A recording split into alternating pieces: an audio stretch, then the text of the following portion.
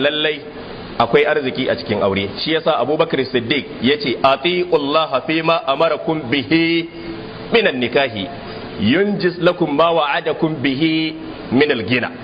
Ku yi ma Allah da'a cikin abin da ya muku umarni da shi na yin auren, shi kuma zai zantar da alƙawarin da ya muku na wadata ku. Wannan wadatuwa ko na natsuwa kadai aka baka, sai ka samu natsuwan na musamman. Kuma kula da wanda ya aure a satin farko, za ga halittar fuskarsa ma ta canza.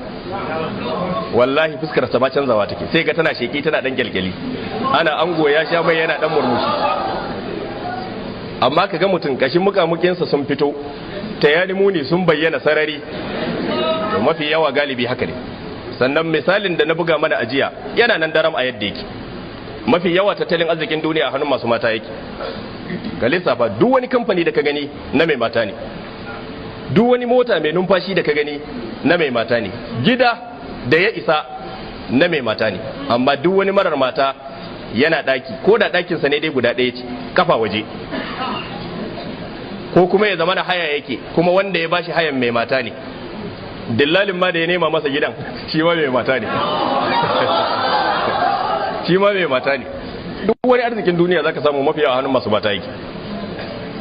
Saboda haka italabul ghina fin nikah, Abdullahi dan Mas'ud yace ku nemi wadata cikin aure.